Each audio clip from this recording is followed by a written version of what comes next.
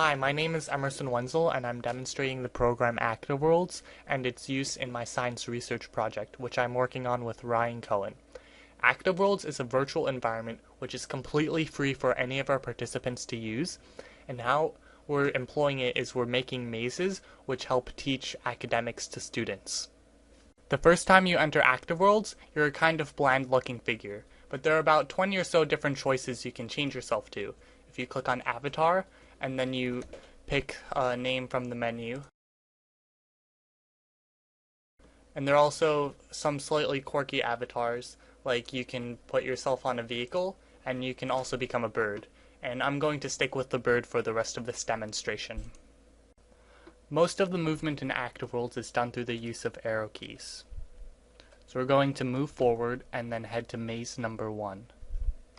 Once we get to maze number 1, we can see some instructions. There's a sign that says, have at least one member go down each path.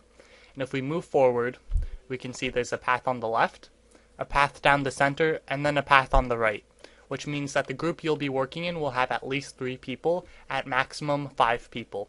And this is a group that will stay consistent throughout all your sessions in ActiveWorlds. To start, let's go down the center path. On top we see a hint.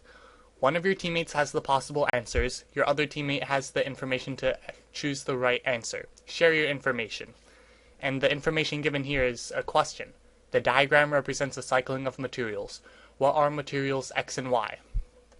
You have no idea what diagram they're talking about, and you don't know what X and Y are.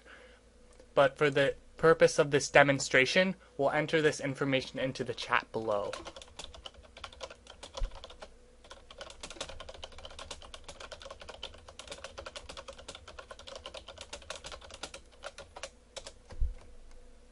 Now that that is done, we'll go back, and then we'll go down the left path. And over here we see a diagram. Now things start to make a little bit more sense. The X, we can see, is being excreted by the human and then taken in by the plant, and then the Y is being excreted by the plant and then being taken in by the human. If you've taken biology, or maybe if you haven't taken biology, you would be able to figure out the X represents carbon dioxide and the Y represents oxygen. And this is another piece of information that we'll enter into the chat box below. And even though we know the answer to the question, what are materials X and Y, we still can't figure out whether we're supposed to go left next in the maze, or if we're supposed to go right next in the maze. This is where your third teammate and the path they're on comes in handy. So if we turn around, and then we go down the final path that we haven't been on yet, we can see choices. The left side says X is oxygen and Y is carbon dioxide, and if we look at the information we already gathered, that's not correct. If we look on the right side, we see X is carbon dioxide and Y is oxygen. Go right. We can see from what we've collected, that is correct. And so we'll type go right.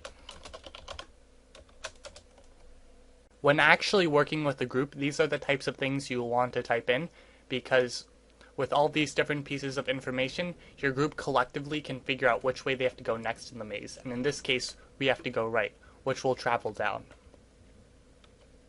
And you can see the person who previously had the choices for which way to go now has the question, which means the other 2 teammates either have the information or they have the choices to go left or right.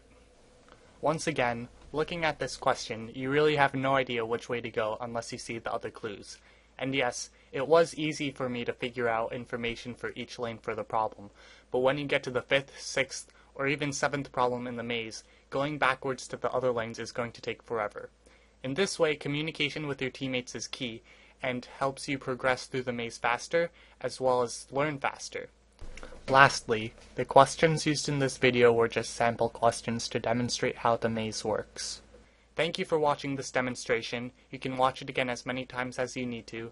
I hope you'll participate to help this study, which can make a difference in the lives of many students.